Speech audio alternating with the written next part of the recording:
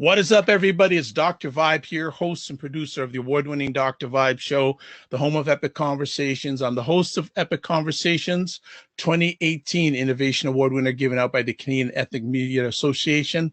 And once a month, I host and co-produce conversations for fathers that are co-sponsored by Dad Central Canada's National Fatherhood Organization and Dove Men Care. And most Sunday afternoons now at 5 p.m., I'm hosting another epic conversation. This one's called Black Canada Talking. And Black Canada Talking is a live online event that provides Black Canadians the opportunity to give their takes and POVs on stories that are of importance today to them. Now, today we're having a special Black Canada Talking. We're going to be chatting about Emancipation Day and reconciling our Black histories. But before we go there, I always love it when the member of the Dr. Vibe family says, hey, you should do this, Dr. Vibe, you should do this. I say, well, come and join me. Well, I have Sarah Onyango joining us because she and an organization called Black History Ottawa are collaborating with the Dr. Vibe show for this epic event. So I'd like to introduce Sarah. Hello, Sarah. How are you today? Bonjour, bonjour. Merci beaucoup, Dr. Vibe. I'm going to start in French parce que je viens du Québec. Before I even introduce myself, I'd like to acknowledge that the land on which I am speaking and participating in your show is traditional, unceded, and unsurrendered territory of the Algonquin Anishinaabe people. And I express my gratitude to them for being the custodians of this land for so long until Black settlers arrived. So j'aimerais vraiment reconnaître l'apport de nos peuples autochtones. So for Black History Ottawa, I'm the person who does the communications, the outreach, and the public relations and media relations. And on my end, I just want to give a short little background on Emancipation Day. And for those who don't know, it was yesterday, August 1st. That's right. Yes, and just a little background. On August 1st, African people across the globe celebrate Emancipation Day. It marks the day the abolition of the Slavery Act was passed, freeing enslaved Africans across the British colonies, including Canada. Now, interesting fact, if you're a Canadian, the only place that it's celebrated province-wise, and correct me if I'm wrong, is Ontario, the province that myself and Sarah live in. So with that short background, I'm going to hand it back to Sarah, where she's going to introduce our three friends for this conversation. Sarah? Our three guests, they have in common the fact that they all have participated in initiatives to have Emancipation Day commemorated, one in the US, in Washington, D.C., and the other two here in Canada. I'll start with Rosemary Sadlier. Rosemary Sadlier is a historian, author, educator, and Black history expert based in Toronto, Ontario, Canada. And she has several publications to her name. Harriet Tubman, I have the book right behind me here, and the kids' book of Black Canadian history, which is great. And she's been a consultant and writer, contributor to various publications, including Black History, Africa, the Caribbean, and the Americas. Now, the thing about Rosemary and why she's here is because, well, first of all, she's the past president of the Ontario Black History Society, and she was at the helm of that organization for over 2 decades. She has been behind several initiatives to get commemorations, including partnering with Councillor Paula Fletcher for the commemoration of the William Peyton Hubbard Park. This was in 2016. Also in 2016, the historic recognition of Lincoln Alexander and Kay Livingstone, and they ended up on Canada Post stamps. And she also got a commemorative plaque for the AME church site in Toronto. And by the way, Rosemary also is a member of the committee, the commemorative stamp committee that puts out the Black History Month stamp every year. So a lot of the Black people that you've seen on those stamps, it's pretty much thanks to her. Next, we have Senator Wanda Thomas Bernard, and she's a former social worker and educator from East Preston, Nova Scotia. She's the first Black Canadian to have had an academic tenure position and to have become a full professor at Dalhousie University that, by the way, hosts the chair in Black Canadian Studies. And her research there focused on anti-oppression and diversity. And on October 27th, much to our delight, 2016, Ms. Bernard was named to the Senate of Canada by Prime Minister Trudeau to sit as an independent. And at the time of her appointment, she was the chair of the Nova Scotia Advisory Council on the Status of Women. She's also, just so you know, a historical figure because she's the first African Nova Scotian woman to serve in the Senate chamber. There was another Nova Scotian before her, and that's the late Senator Calvin Ruck. And she was invited because she is the person behind Bill S-255, and that was an act to get Emancipation Day recognized across the country. Last but not least, Peter Haynes. He's a descendant of enslaved persons who worked at President George Washington's Mount Vernon and President James Madison's Montpelier, both in Virginia. He's been the coordinator for the annual Washington, D.C. Emancipation Commemoration educational program since the early 90s, and his lovely late mother, Loretta Carter Haynes, a distinguished educational activist, historian, and researcher. She spearheaded the DC Emancipation Day commemoration revival with an annual educational event series. And Peter has produced educational events with historians C.R. Gibbs and Vincent DeFrost and other partners. So each of our panelists have 5 minutes to make an opening statement, which sort of gives our listeners and those watching sort of an idea of their initiatives. Can we start with Rosemary? Sure. Before I do, I want to thank you for including me in this important discussion about Emancipation Day. And I'm familiar with Dr. Vibe from earlier days when he was just starting out. I certainly have had the privilege of working with Peter. I support Senator Wanda Thomas Bernard, and Sarah, of course, I'm familiar with you from before the realization of Black History Ottawa. So all of you have done phenomenal things, and I'm very proud to be on this panel with you. But just to give a bit of a mini historical overview, I began my journey on working to commemorate August the 1st as Emancipation Day soon after I had also started the journey to see about the formalization of February as Black History Month. So in terms of Emancipation Day, I, in cooperation with the Caribbean Historical Society of Trinidad and Tobago, started to work on reviving what was a once annual celebration that existed throughout the British Empire. And of course, that was in response to the passage of the 1833 British Imperial Act, the legislation that abolished chattel slavery outright. In Canada and several other British-controlled areas of the world, it did not go into effect until August 1st, 1834. And, but of course, in some places, such as Jamaica that Sarah, you mentioned, it didn't really go into effect until 1838 with a gradual emancipation or an apprenticeship system. The significance of August 1st as Emancipation Day is that it was the first global human rights act facilitating freedom for Africans from chattel slavery, and for others, the hope that emancipation would soon be theirs. Following this British move to end slavery outright, other global powers followed suit, leading to the current situation in which slavery, from birth to death, for successive generations, was abolished.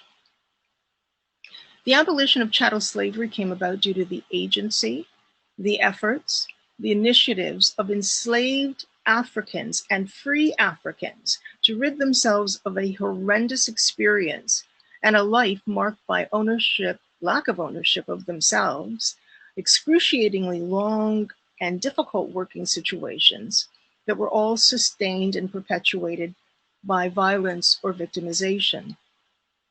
It's their strength and their courage to resist their circumstances from capture through to plantation revolt that is incredibly remarkable.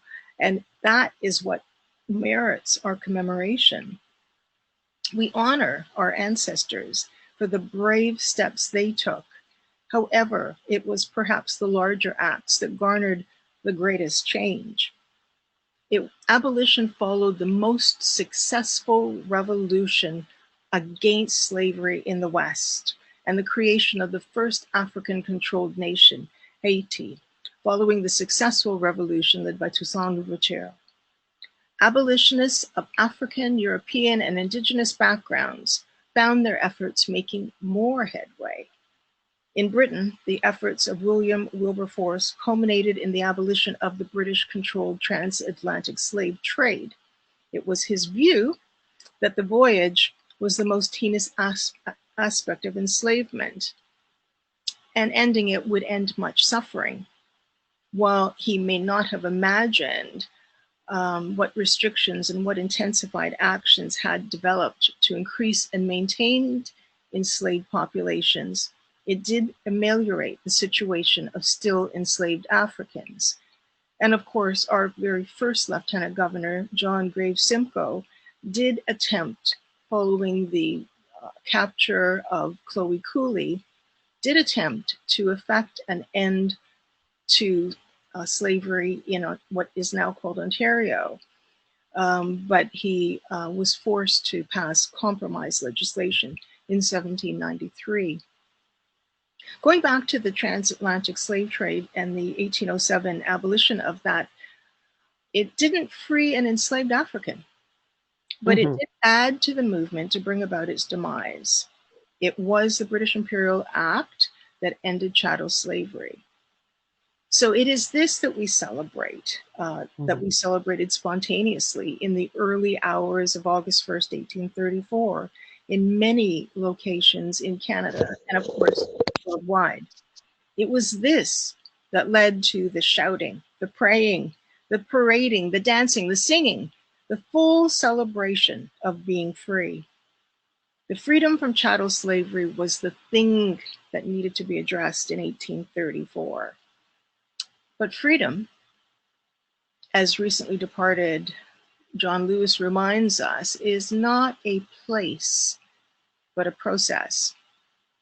Freedom in 2020 means many different things that I'm sure we will discuss further today. Transformation comes about through a process, and the process of our freedom began with our efforts to resist. And it was furthered by our combined efforts to challenge and change laws and practices that resulted in our freedom. You would be the person to say that. And might I add that Rosemary is a descendant of enslaved people in Ontario. I think it's 7 generations, right, Rosemary? Or more? Well, I'm actually connected to the first 4 waves of migration of Black people to this country.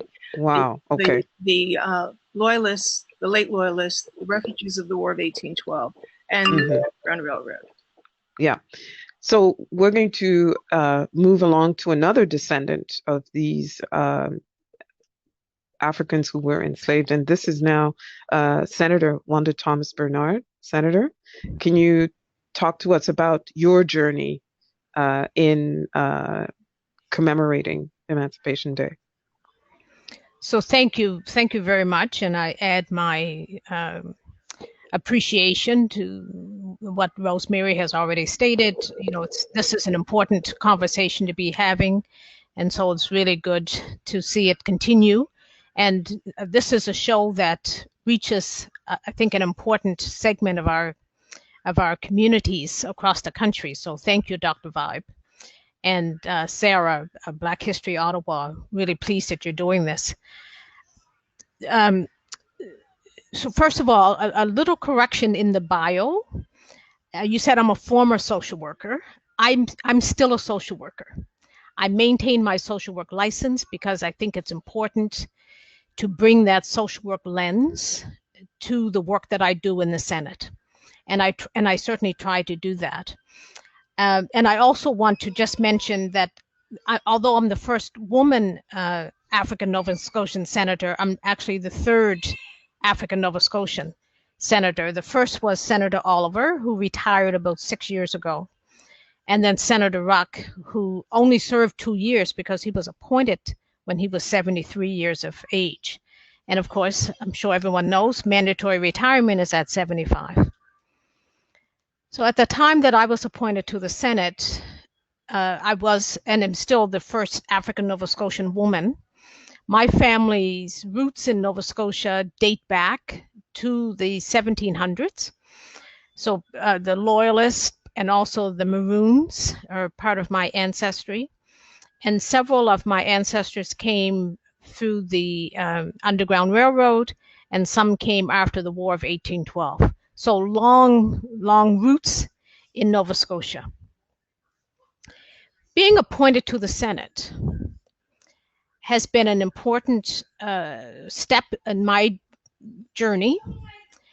And when I think about the work specifically on Emancipation Day, I would say that it started because of the for me, it started because of the inquiry that I introduced in May of 2018. I introduced an inquiry into anti-Black racism, because in my first 2 years on Parliament Hill, I was just so, I was becoming more and more upset about the anti-Black racism, individual acts of racism, acts of racist microaggressions, but also the systemic racism. It was just so visible to me, everywhere I turned it seemed, but so invisible to most of my colleagues. And of course, as you know, senators are appointed to represent the voice of those who are voiceless. Senators are appointed to represent minority interest. They're supposed to be bringing these interests forward. But in my humble opinion, many of my colleagues had very little, if any, awareness about the very real conditions of African Canadians. So I introduced this inquiry into anti-Black racism, and I'll never forget, on the day that I stood to make the announcement that I would be moving this motion, one of my colleagues leaned forward, a white male, leaned forward to me and said, "What in the heck is anti-Black racism?" And I leaned back to him and said, "That's exactly why I've introduced this inquiry, because you folks don't know what anti-Black racism is." So, and that inquiry happened over a period of about 1.5 years. And it was through that inquiry that I learned of the efforts of Rosemary and others to bring forward national recognition of Emancipation Day. I was certainly aware of Emancipation Day. I was aware of earlier celebrations in Nova Scotia, but they had stopped taking place for a number of years.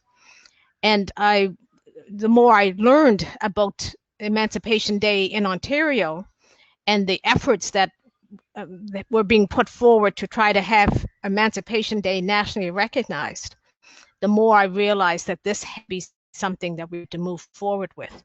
So I introduced this private, in the Senate it's called a public bill, S-255, to have Emancipation Day nationally recognized. And unfortunately, it became, part of the political process, just like in previous efforts to have it introduced in the House of Commons. It did not pass second reading because of there was not the political will to have it put on the agenda. So if it doesn't make it to the order paper, it doesn't come to a vote. I firmly believe that it would have come, if it had come to a vote, it would have been passed. But the official opposition in the Senate would not allow it to come before the Senate for a vote. And then, of course, we had the 2019 election. I made a decision that I would not bring it back to the Senate at that point. I thought we might have a better chance of getting it passed if it started in the House of Commons. So I started those conversations. And MP from Richmond Hill, Ontario, MP Majid Johari, he came forward as an advocate and a champion, and he introduced the motion to have Emancipation Day recognized nationally. And then COVID happened before he had an opportunity to bring that motion forward for a vote. And of course, we all know because of COVID, there have not been regular sittings in the House of Commons. But as soon as regular sittings resume, that motion will come forward for a vote. And I'm feeling very confident that motion will receive enough votes to pass. That's a similar strategy to the strategy that the Honorable Jean Augustine used to have Black History Month nationally recognized. It was a motion, it was not a bill. So we're, revisiting history and looking at what's the best strategy, what's the best way forward. We feel this is the best way forward. And one of the unanticipated consequences, I'd say, a positive consequence of COVID, is that the 2020 celebrations of Emancipation Day have mostly been done virtually, which means that they've been more accessible to people across the country. And we've certainly been hearing from people from coast to coast to coast about the importance of Emancipation Day and the support for Emancipation Day, having that nationally recognized. Of course, there are people out there who are saying, why are we doing this? There are lots and lots of negative feedback around this, but overwhelmingly, there's a positive move forward. So I feel very confident. I have a sense of critical hope that this motion will pass. And once it passes in the House of Commons, I will introduce a similar motion in the Senate. Not that we need it, but I want to do it just so that we have both houses making a very clear statement about the national recognition of Emancipation Day. Good to get a sense of sort of the legislative process for these kinds of things. And then we're going to the US now, to the other capital, the US nation's capital, because we are in the Canadian nation's capital, with Peter Haynes. Do we have Peter? Hi, Sarah. There you are. Hi, Peter. Yes. Okay. So can you tell us about your process with commemorating Emancipation Day, and can you let our audience know the difference between Emancipation Day as celebrated in different cities and Juneteenth? There's a difference. District of Columbia Emancipation Day was something that my mom had. My mom was an educator, a historian, a researcher, and she helped to revive she spearheaded and envisioned and revived the actual commemoration in the early 1990s. And DC Emancipation marks the April 16th, 1862 date that President Abraham Lincoln signed the District of Columbia Emancipation Act that abolished slavery in the District of Columbia. And that was a precursor to the January 1st, 1863 Emancipation Proclamation, and also the 13th Amendment to the Constitution abolishing slavery, and that was ratified about December 1865. So Juneteenth, that was around June 1865, and that's when enslaved Texans, they were actually aware of efforts to become free.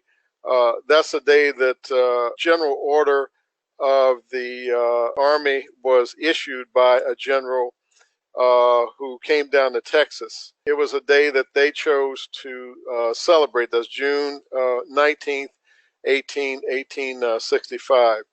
But that actual day has spread in the South, and it's one of the longest continuous celebrations. I was my mom's producer of these various educational events with others, historians C.R. Gibbs and Vincent DeForest, and other partners. My mom's work came to the attention of local and federal officials and the community, which took up her cause and joined in organizing DC Emancipation Day citywide events including schools, libraries, and churches, and this was around in the early to mid 1990s. Then DC Mayor Anthony Williams in 2005 signed into law the April 16th DC Emancipation Day as a legal public holiday. In the mid-90s, there were several other churches that had worship services. The National Park Service co-sponsored events. The National Archives joined in. What we did during that time was we always promoted the DC Emancipation Day with the 13th January 1st, 1863 Emancipation Proclamation, the 13th Amendment to the Constitution abolishing slavery, and we also promoted August 1st, 1834, British Imperial Slavery Abolition Act 1833 that took effect on August 1st, 1834. So we always put things in context. So we look at our event as educational. It still is to this day. And our educational event series included back during that time lectures, panel discussions, symposia, conferences, musical performances, exhibits, and it's important for, I think, the performing arts, performing and the visual arts to bring the commemoration alive. And along the way, we certainly were honored, as my colleague, historian Sierra Gibbs, and I, in the early 2000s, we were presenters at the Ontario Black History Society Emancipation Day commemorations. And I've attended such August 1st Emancipation Day commemorations and Caribana in Toronto from about 2000 to 2006 and 2012 and 13. So I'm very familiar with August 1st Emancipation Day, and I'm certainly in solidarity with efforts to mark the day.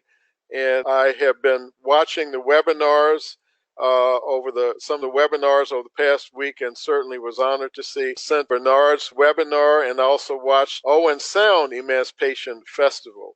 So I'm certainly keep in touch, and I'm trying to create awareness down here with folks in the U.S. as well as other colleagues, friends, and supporters of emancipation, African American history, and African Canadian history about this important watershed event in Canadian, North American, UK Commonwealth history. And so I'm going to ask all three of you, so why is Emancipation Day more relevant than ever in 2020,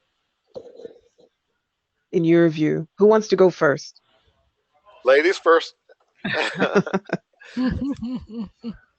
I think it's more important than ever because we have the unfortunate situation now where we all have the opportunity to witness a public execution. Mm-hmm. And I think you cannot move from ever seeing that. You cannot unsee a horrendous situation that has really animated people on a worldwide level, where people may have been on the fence about wondering, believing, accepting that people of African descent are perhaps targeted or challenged. They could no longer do that. And to me, and I hate to make the comparison, but maybe it's a good one. As in the women's movement, when one individual was accused and people moved on that and it became a Me Too movement, I think that this is another opportunity, another segment of the Me Too movement, but for the Black community. We cannot let these atrocities that have been directed to our community in particular continue. And now I think that we have to work on making sure that people of African origin are voicing their concerns, and that we develop greater allyship with others so that they can also begin to learn and educate themselves. Let me jump in as well. I've been using the term pandemic of COVID has collided with the pandemic of racism.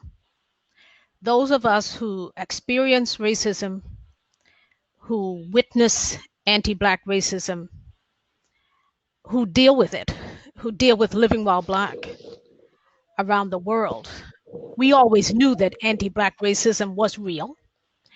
We always knew that anti-Black racism is actually rooted in our history.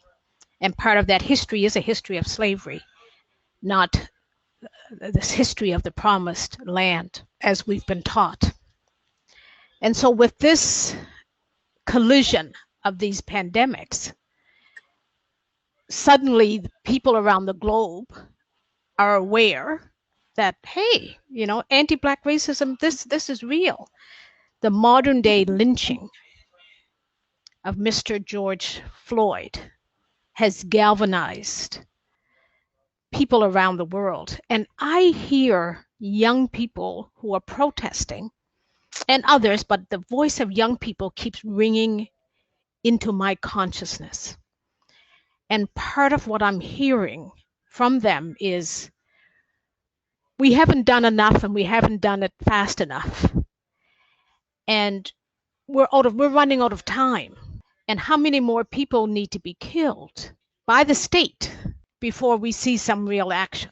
So that's why I think Emancipation Day is more relevant than our most recent past. People have more time because of COVID. People have more access to media and to social media because of COVID.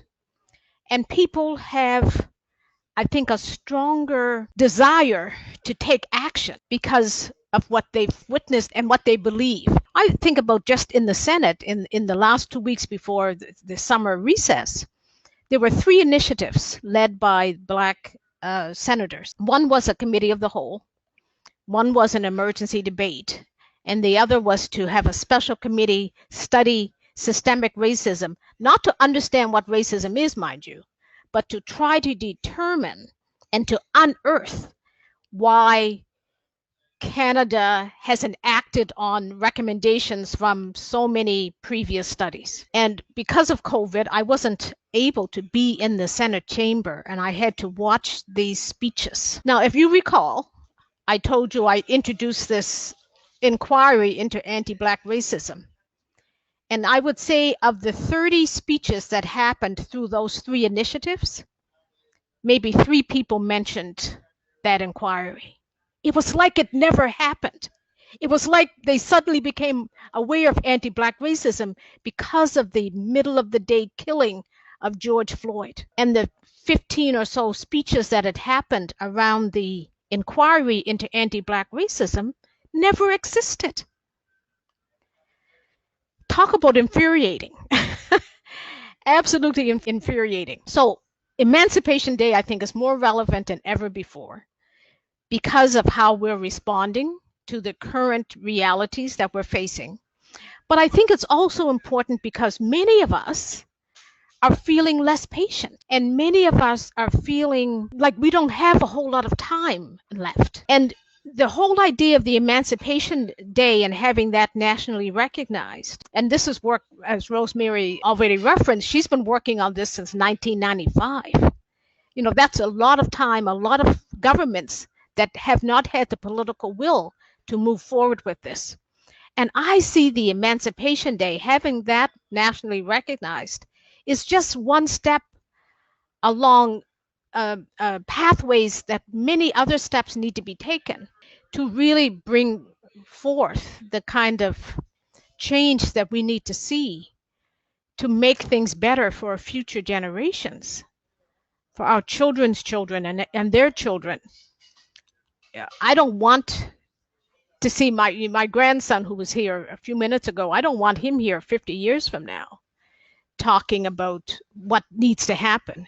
Peter Haynes just talked about the work that his mother is doing and how she's passed the torch on to him and how he's carrying that forward. I'm sure Peter may be saying the same thing. You don't want to be passing this torch onto your children or your grandchildren. You want things to be different. And so I see this moment in time as being very critical in terms of how we act and the changes that we make that will be more long lasting, that will be more sustainable, that won't be at the whim of different governments. Peter, in the US. Today, Emancipation Day was was and is a watershed event in world history. And we have to look to the past in order to move forward. That's that Sankofa word. And we know that Frederick Douglass on Emancipation Day, he spoke these words on the importance of the event. He said, the downfall of slavery under British power meant the downfall of slavery ultimately under American power and the downfall of Negro slavery everywhere. He continued, outside the British Empire, no other nation was in a position to feel it so much as we, that's in the United States. So the stimulus it gave to American anti-slavery movement was immediate, pronounced, and powerful. That's the Sankofa moment from Frederick Douglass. My mother would say, with regard to DC emancipation and August 1st, that it's something that people need to know. We need to educate the public about it. There were relatives that even said to my mother, why are you talking about this? And she said, people need to know the truth, and it's cathartic. It can be a time of healing. 5 or 10 years later, those same relatives came back to my mother and said, I understand now. It needs to be commemorated as an educational event and from a cultural heritage tourism standpoint. But we're in a time of COVID and a time of protest. And it's helped to look at how can we explore the history of slavery, its linkages to racism, discrimination, and excessive force by law enforcement, and how can we further promote multicultural, multiracial understanding, healing, and reconciliation. So there are many things that can happen during this time to help us to look to move forward, whether it's Canada, North America, or the world. We're in solidarity. That's kind of what I look at, is that I know what I experienced with DC Emancipation Day.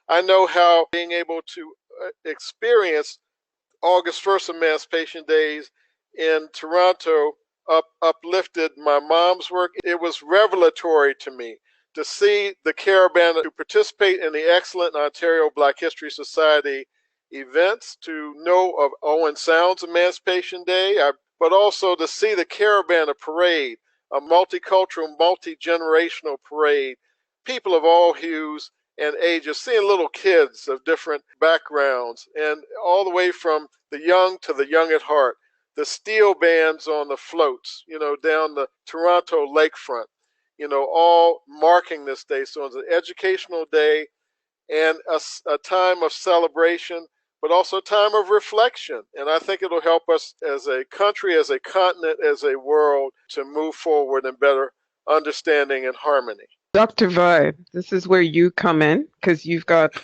some controversial questions to ask. I just want to thank everyone who's watching live, and I'm going to combine with some of my questions, but also we have some great audience comments and questions. So there is a question here from Mooring A in Ottawa, and asking to our panelists, our friends, what kind of negative feedback is being brought up in regards to Emancipation Day? Who'd like to respond to that? Because it's been a long journey, and not always have the responses been positive ones. Are there any negative responses that you're having at this time in regards to making Emancipation Day a reality? Who would like to answer that? I think, the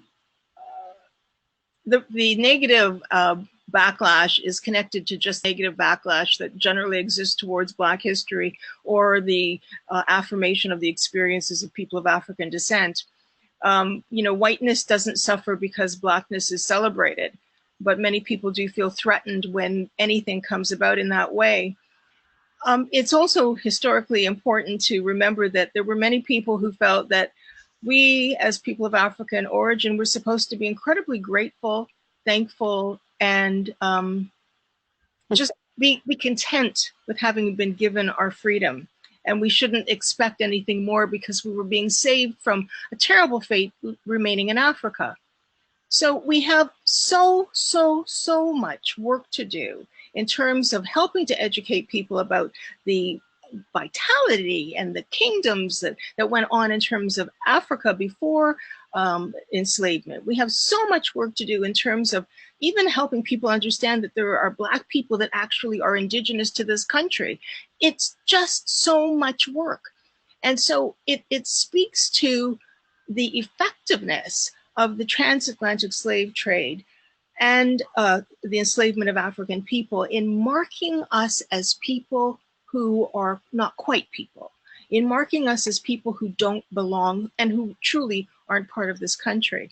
I was very happy yesterday to, 2 days ago, I nominated one more person, Sarah, for National Historic Recognition.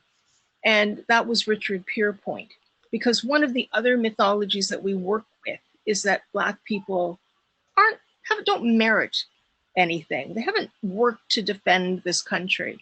And here we have Richard Pierpoint, a man who was captured, ended up in what we now call Canada, served in 3 different wars: the American Revolutionary War, War of 1812, and the Mackenzie Rebellion, created the first all-Black unit, the Colored Corps. I mean, there's just so much. So the bottom line, people don't know about Black history, Black people, the Black experience, the Black contribution. And they don't know because even though Black History Month was effected, for example, there wasn't a rollout of required Black history from K to 12, which would have helped to address some of that. But sort of thinking about your question about the backlash. So I'll just pose a question. So imagine, if you will, for your entire life, you've been taught that Canada was the promised land. Canada was the place that the poor Black people escaped to from the harsh treatment they experienced in America. Canada was the place we liked our quote unquote Negroes. We treated them so much better.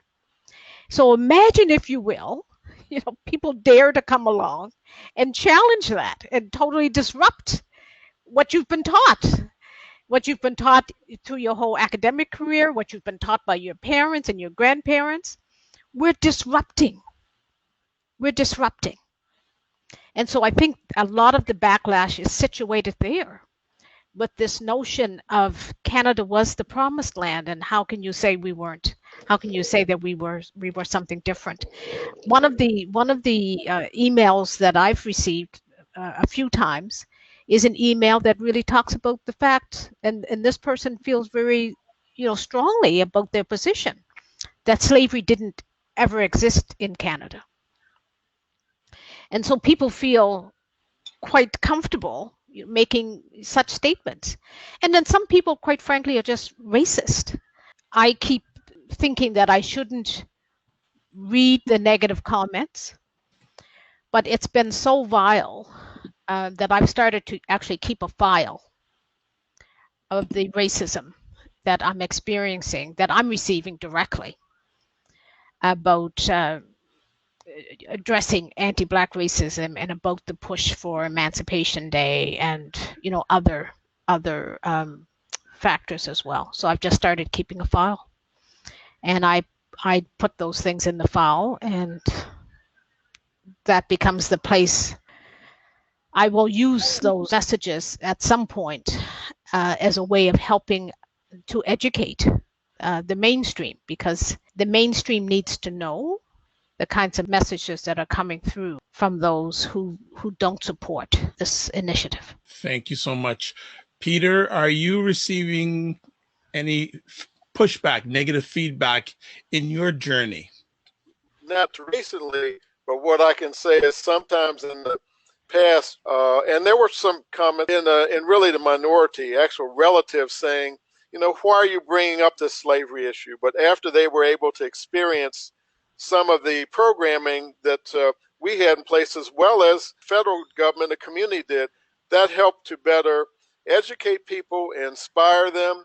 We have to hope we can turn people around. And if they can be turned around like those relatives where they saw the light. And I think from what I've seen y'all can fire people up. You have top artists in Ontario, Nova Scotia, all over the country that can help bring this event to life. The performing and the visual arts can help to inspire people, an opportunity to move forward. Thank you so much, Peter. Sarah and I individually read a post this weekend.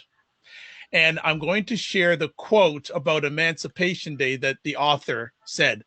The author mentioned that they thought that Emancipation Day is, quote, a made-up white man's holiday. What's your response to that? An interesting comment. Let me just put it back to white man's, as in the moment in time when abolitionists were effective in getting a government bill through that ended the enslavement of Africans. That is true. I don't know that they were necessarily celebrating at the time, but they certainly got compensated, so they could have been happy for that reason. But I think that it's really a Black person's holiday, if it's a holiday, or certainly a commemoration, in as much as it's the culmination of everything that we did as a people to make ourselves free. We didn't look to have generational enslavement. We were impacted by other kinds of issues. We didn't sign up for that. And the end of that meant that they were able to own themselves, own their families, keep track of people, own land, be self-sufficient. Those were really important to them at the time. And absolutely, in 1834, that was the issue. In 1838, it was, to make sure that we see the people in the Caribbean, the West Indies, have their freedom. And then later again, to make sure that people who were still enslaved in the United States got their freedom. But it's 2020 now. And it's a different focus, but it's still something that we can claim and use as a moment in time to make political gain and reaffirm cultural connections. Emancipation Day is a watershed event in world history, and it can be an inspirational national and international commemoration to help educate a multicultural, multi-generational, national, international public, especially about this event in world history. And so it's something that everyone can take part in. We can look at it as an inspirational education event, as a cultural heritage tourism event that will bring financial resources. Whatever the investment is targeted to planning it. It can bring resources to local or provincial and national levels of Canada, Ontario, and Nova Scotia, with the great African Canadian heritage programs that y'all put on, and especially Emancipation Days. First of all, let me say this. Emancipation Day is not a holiday. Emancipation Day is a time that we set aside to honor our ancestors, to honor their activism, to honor their resilience, to honor their resistance, to honor their agency, to honor all of the work that our ancestors did to create these pathways to freedom for us. But it is not a holiday. Having Emancipation Day nationally recognized does not make it a holiday. But that national recognition is a recognition to this country that we acknowledge the full history of people of African descent in this country. And we also acknowledge the multi-generational harm caused by the institution of slavery and the institutionalized anti-Black racism that we're still fighting today. I have taken my grandsons with me to Emancipation Day events, and I've done that for a reason. I've done that because it's part of their education. Emancipation Day is, like Black History Month, is an opportunity for us to educate in our own communities, but also educate the broader society. So that day becomes very, very important, and it's one that I feel we need to embrace. Okay. Thank you so much. Sarah, I'm going to hand it back to you. I'd like to thank all three of you for accepting our invitation. Peter Haynes in Washington, D.C. with the D.C. Emancipation Day commemoration. Senator Wanda Thomas Bernard, who has tried to get the national commemoration of Emancipation Day in Canada through the Senate, and we'll be trying again.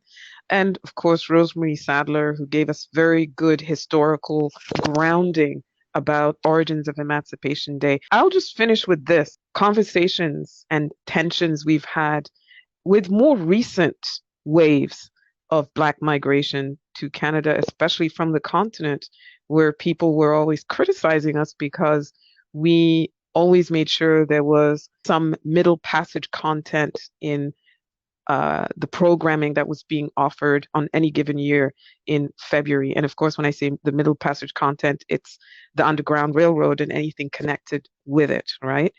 And my view has always been that the Black experience in Canada includes the descendants of the Middle Passage. It very much includes them. And they, in fact, are the original Black settlers to this land who paved the way so that more recent waves of Black migration could come in and take up jobs and be able to rent in certain places and have rights that they could come in and take for granted. So thank you very much, Dr. Vibe, for giving us the opportunity to start the conversation. This is not the end of the conversation. This is just, ce n'est qu'un début, on dit en français. And I look forward to more conversations, not just about Emancipation Day, but other important historic commemorations about the Black experience. I'd like to say thank you for what you have done, what you are doing, and what you will be doing. Mm-hmm. And you have allies here and Mm-hmm. all around the world. So please, I know sometimes it's hard to ask, but please ask when you need the help. And where can they be reached? My email, Rosemary, you can see my name there, rosemary.sadler@gmail.com. PHANES93@gmail.com. And I'm an editor of African North American Heritage News. And if you want more information about DC Emancipation, I'll share that with you too. Mm-hmm. Senator? I'm at Wanda Thomas, all one word, .Bernard at sen, S-E-N, .PARL, .GC.ca. Mm-hmm. And Black History Ottawa can be reached at blackhistoryottawa.org. I can be reached. The best places to go to my website, DRVIBESHOW.com. I'd like to thank everyone who caught this conversation live or is going to catch on the replay all around the world. Live your life as a dream. If you can dream it, you can make it. Sometimes you have to get smaller to get stronger. Block assumptions and aim bigger, aim better, aim higher, aim wider. And big thanks to BIA Media in Ottawa to produce this epic conversation. And finally, as Robert F. Smith, the richest Black person in America, says, don't waste this crisis. God bless, peace be well, keep the faith, and walk good. Bye-bye, everybody.